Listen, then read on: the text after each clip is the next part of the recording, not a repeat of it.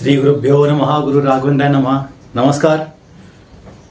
कथा राघवेंद्र स्वामींच्या तिसऱ्या भागामध्ये मी आपल्या सर्वांचं सहर्ष स्वागत करत आहे. मला सांगायला आनंद होतोय की अतिशय उत्सुक प्रतिसाद मला आजकाल मिळत आहे. सबस्क्रायबर पण मला वाटतं 330च्या वरती गेलेले आहेत सध्या, ॲटलिस्ट हे शूटिंग करताना तरी. And I am very happy की इतक्या छान पद्धतीने आम्हाला तुम्ही सपोर्ट करताय, त्याबद्दल मी खरोखर आपल्या सगळ्यांचा धन्यवाद करतो. कालच्या ह्याच्यामध्ये आपण बघितलं, म्हणजे मागच्या ह्याच्यामध्ये बघितलं एपिसोडमध्ये, की तिम्मण्णा भट ह्यांच्याबद्दल आपण थोडीशी माहिती घेतली होती. तर गौतम गोत्रामध्ये हे सगळेजण येतात, गौतम गोत्र. आणि आजही राघवेंद्र स्वामीच्या मठामध्ये जे काही मठाधीश आहेत हे सर्वसाधारण सगळे गौतम गोत्रामधूनच आलेले आहेत. तर गुरुपरंपरा आणि गुरुवरची श्रद्धा ही कसं असतं याचं एक बेस्ट एक्झाम्पल कनकाचल भट आणि तिम्मण्णा भट यांनी दाखवून दिलेलं आहे. काही ठिकाणी पुस्तकांमध्ये तिम्मण्णा आचार आणि कनकाचल आचार असं पण त्यांचं नाव आलेलं आहे. मागच्या ह्याच्यात सांगितलं विजेंद्र तीर्थ स्वामी यांच्या अनुग्रहाने कनकाचल आचार्य कुंभकोण मठातून कावेरीपट्टणमध्ये गेले. तर कावेरीपट्टणमध्ये तो मठ इतका एवढा सुदृढ नव्हता, त्याच्यात खूप काम करायचं होतं. आणि त्यांच्याबरोबर लक्ष्मीदेवी पण, म्हणजे कनकाचल आचार्यांची जी पत्नी आहे ती पण तिथे त्यांच्याबरोबर गेले होते. आणि गुरु इच्छेनुसार तिम्मण्णा भट यांना मात्र कुंभकोण मठामध्येच राहणं भाग पडलं, कारण शिक्षणासाठी. तिम्मण्णा भट आणि त्यांचे वडील यांच्यामध्ये खूप चांगलं प्रेम होतं, खूप बॉन्डिंग चांगली होती. आणि आई आणि मुलामध्ये तर खूपच बॉन्डिंग होती. पण असे बघा, गुरूंच्या इच्छानुसार, गुरूंच्या अनुग्रहाने, आशीर्वादासाठी त्यांनी दोन्ही म्हणजे जोडप्यांनी तिम्मण्णा भटना तिथेच गुरूंकडे ठेवण्याचा निर्धार घेतला. आणि फक्त दोघेच त्या मठात गेले. तिथे गेल्यानंतर बघण्यात आलं की तो मठ एवढा अजून सक्षम नव्हता आणि त्यासाठी खूप काम करायला लागलं. आणि ह्या कामाच्या दगदगीमध्ये कुठे ना कुठेतरी कनकाचल आचार्यांचं पत्नीकडे एवढं लक्ष गेलं नाही.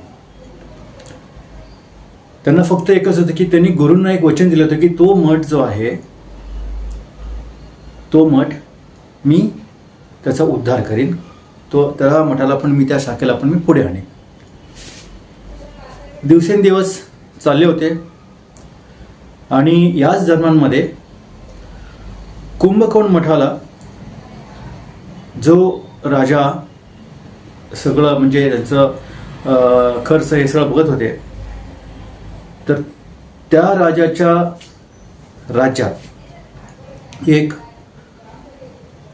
उत्तर हिंदुस्थानमधून एक शास्त्रीय पंडित गाण्यासाठी आला. आणि त्यांना चॅलेंज केलं की बाबा, की तुमच्या राज्यात कोणी जरी असा विद्वान असेल की जो माझ्या गाण्याला चॅलेंज करेल, मी त्याला माझे सगळे जे बक्षीस आहेत मी सगळं त्यांना देईन. आणि त्या राज्याचं नाव होतं तंजाऊर. तर तंजाऊरमध्ये त्या राज्यसभेमध्ये तसं कोणी नव्हतं. आणि त्यामुळे बघा, इथे पण असं आहे की राजांना पण गुरूंवर विश्वास असतो. आणि त्यांनी त्यांच्या मंत्र्यांना कुंभकोण मठामध्ये श्री विजेंद्र तीर्थ, श्री सुधींद्र तीर्थ त्यांच्याकडे पाठवून दिला. आणि त्यांच्या विनंतीनुसार विजेंद्र स्वामींनी त्यांना एवढं सांगितलं की तुम्ही त्या स्पर्धेला तयार राहा काही काळजी करू नका, मी त्याची व्यवस्था करतो. त्याच्यानंतर त्याच 1-2 दिवसाच्या आत श्री विजेंद्र तीर्थांनी तिम्मण्णा भटांना एकांतात बोलवलं आणि फर्स्ट टाइम त्यांनी त्यांच्या सहस्रार चक्रावर, हा इथं सहस्रार चक्र असतो, त्या सहस्रार चक्रावर हात ठेवून त्यांना विशेष दीक्षा दिली, त्यांना विशेष अनुग्रह केला. आणि तिम्मण्णा भटांना एकदम काहीच माहिती नाही, ही कशासाठी केलं, काय केलंय. त्यांना फक्त सांगितलं की मी वेळ आला की तुला सांगेन, तू फक्त तयार राहा. त्याच्यानंतर तिम्मण्णा भटांना घेऊन स्वामी त्या राजसभेत गेले, जिथे ते गाण्याची, शास्त्रीय गाण्याची प्रतिस्पर्धा होती. आणि त्यावेळेला श्री विजेंद्र तीर्थांनी तिम्मण्णा भटांना सांगितलं की तू आता गाण्याला सिद्ध हो. हे ऐकून तिम्मण्णा भटांना खूप ते म्हणजे घाबरले. ॲक्च्युली त्यांना माहिती नव्हतं आपण कशासाठी चाललो आहे. त्यांना अजिबात त्याची कल्पना होती की मला जाऊन तिथं गाण्यात म्हणायचं आणि गाणं जाऊन ते मी ते स्पर्धा करायची मला. परंतु गुरुच्या आदेशाने आणि गुरूंवर असलेला विश्वासावर त्यांनी तिथे ती स्पर्धा त्यांनी तो म्हणजे पार्टिसिपेट केला आणि त्याच्यानंतर ती स्पर्धा त्यांनी जिंकली. म्हणजे हे जी आहे, ही जी गोष्ट आहे मी तुम्हाला सांगतोय, ही एक अशी आहे की बाबा गुरूंवर श्रद्धा असणं हे किती महत्त्वाचं आहे. आणि हे जे पिता पुत्र आहेत हे दोघंही त्या गुरूंवर विश्वास ठेवूनच आपलं जीवन कार्य करत होते. आणि त्यानंतर तंजावर महाराजांनी तिम्मण्णा भटांचा खूप चांगला सत्कार केला. त्यांना शाल, फळ, म्हणजे त्या टायमाला जे काय त्यांचा सत्कार असेल तो सत्कार त्यांनी केला. आणि त्याची चर्चा सगळीकडे झाली, सर्वत्र झाली. आणि आजच्यासारखे जे काही फोन बिन नव्हते, त्याच्यामुळे काही दिवसानंतर जेव्हा श्री कनकाचल भट आणि देवी लक्ष्मींना हे कळालं की बाबा आपल्या मुलांनी इतकी कीर्ती संपादन केलेली आहे, त्यांचा म्हणजे आनंद गगनात मावेना, नॅचरल आहे. पण ह्या ह्याच्यात काय झालं की देवी लक्ष्मींना सतत मुलाची आठवण येत होती, त्यांना भेटावंसं वाटत होतं. आणि हे जी इच्छा आहे, ही इच्छा कुठे ना कुठेतरी एक मानसिक रोगांवर म्हणजे मानसिक रोगासाठी तो कुठेतरी कारणीभूत झाला असं मला वाटतं. कारण की दिवसेंदिवस ती त्या मुलाबद्दल तळमळत होती. आणि गुरुजीवर श्रद्धा असल्यामुळे कनकाचल भट यांनी पण संपूर्ण शक्ती आपली त्या मठासाठी लावली होती. आणि तो मठ खरोखरच खूप उद्धार होत होता, पुढे येत होता. तर अशा वेळेला व्हेरी अनफॉर्च्युनेटली नकळत त्यांच्याकडून त्या मातेचं दुःख जे आहे ते त्यांना समजलं नाही. काही दिवसानंतर लक्ष्मी देवींना खूपच बरं नसतं, तेव्हा तिथला एक सहकारी होते, तर त्यांनी कुंभकोण भटाला आणि गुरूंना निरोप दिला की बाबा लक्ष्मी देवींचा आता सध्या आरोग्य बरोबर नाही आहे, तर तुम्ही कृपा करून तिम्मण्णा भटांना तिथे पाठवून द्यावं, आई मुलाची भेट होईल. त्याच क्षणी श्री विजेंद्र तीर्थांनी तिम्मण्णा भटांना आणि त्यांचे अजून एक साथीदार तिथले, परंतु वयाने मोठे होते, त्यांना तिम्मण्णा भट स्वतःचे म्हणजे मोठे भाऊ म्हणून समजून घेत होते, त्यांचं नाव होतं नारायणाचार्य. तर त्या दोघांनाही त्यांनी तिथं पाठवून दिलं. तिथे गेल्यानंतर आई मुलाचं भेट झाली. आणि त्यावेळेला त्यांना खूपच दुःख झालं की आपण इथे येऊ शकलो नाही तिम्मण्णा भटांना. आणि हीच भावना कुठे ना कुठे त्यांना पण ती त्रास दिला लागली. पण गुरुभक्ती होती. मी तेच सांगायला लागलो की ह्या एपिसोडला आपण काय बघतो की गुरुभक्ती किती प्रचंड प्रमाणात आहे की एक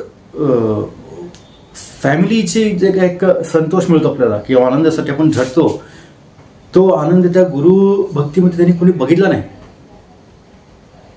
व्यक्तही केला नाही. वेल, तर हळूहळू काही दिवसानंतर लक्ष्मी देवींचा आजार थोडा वाढत गेला आणि अत्यंत म्हणजे दुःखाने सांगायला लागेल, पण त्याचं संत शेवट झाला. गुरूंच्या आज्ञेनुसार त्यांनी सगळं ते मनवाटण्याचं क्रियाकरण केलं आणि साधारण 13व्या दिवशी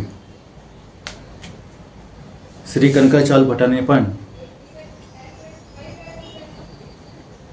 हे जग सोडलं.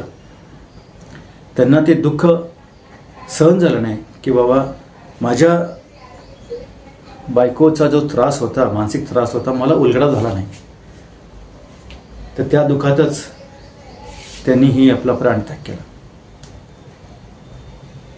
आणि त्याच्यानंतर म्हणजे अवघ्या 15-20 दिवसामध्येच तिमंडा भटांनी आपल्या आईवडिलांनाही गमावलं. आणि त्यानंतर परत ते कुंभकोण मठामध्ये रवाना झाले. मित्रांनो, ही एक कथा आहे आणि मी का सांगतोय की श्री राघवेंद्र स्वामींना जे काय त्यांचे गुण त्यांना मिळाले होते ते त्यांच्या पूर्वजांपासून कसे आले आणि सगळे पूर्वज हे गुरुभक्तीमध्ये किती अपार श्रद्धा त्यांची होती हे दाखवून देतं. मी तुम्हाला सांगतोय फक्त, परंतु या लोकांनी जीवन काढलंय सगळे. 4-4, 5-5 पिढ्या अशाच गेलेल्या आहेत. मग ते संस्कार नाही तर काय. तर त्या दृष्टिकोनातून मी सांगतोय की हे जे छोटे छोटे प्रसंग आहेत त्यातून खूप शिकण्यासारखं आहे. थँक्यू. मी आज परत तुम्हा सगळ्यांना हृदयापासून आवाहन करतो की ही एक सेवा आहे. माझ्या स्वामींचं, माझ्या गुरूंचं, श्री राघवेंद्र स्वामींचं मी बघितलं की कर्नाटकमध्ये, आंध्रमध्ये खूप ठिकाणी त्यांचं ग्रंथ आहेत, त्यांचे संशोधन केलेले कार्यवाद आहेत, पुस्तकं पण आहेत. पण अनफॉर्च्युनेटली महाराष्ट्रात तेवढे नाही आहे. ॲटलिस्ट मला तरी नाही मिळाले. तर आपला हा छोटासा एक सेवा आहे की आपली पुढची पिढीपर्यंत किंवा आपल्या पिढीला किंवा मागच्याही पिढीला की ज्यांना ह्या काही गोष्टी माहिती नाही आहेत तर त्यांच्यापर्यंत पोहोचवण्याचा एक छोटासा सेवा, आपली एक छोटीशी सेवा आमची आहे. आणि ह्या सेवेत कृपा करून मला मदत करा. कालच मला एक फोन आला, अमेरिकेतला माझे एक मित्र आहेत, त्यांनी पण मला सांगितलं की तिथे जितके बी लोक मराठी आहेत त्या सगळ्यांना मी ते फॉरवर्ड करत आहे. आणि मी थँक्यू म्हणून सांगतो सगळ्यांना परत एकदा. प्लीज एकच रिक्वेस्ट आहे, ॲटलिस्ट एका माणसाला तरी तुम्ही हा व्हिडिओ फॉरवर्ड करा आणि प्लीज त्यांना सांगा की सबस्क्राईब करायला प्रत्येक वेळेला आणि नोटिफिकेशनला. कारण की प्रत्येक वेळेला त्यांना मेसेज आपण देऊ शकत नाही. तर नोटिफिकेशन असेल तर ते काम जरा ॲटोमॅटिक होतं. Thank you very much once again.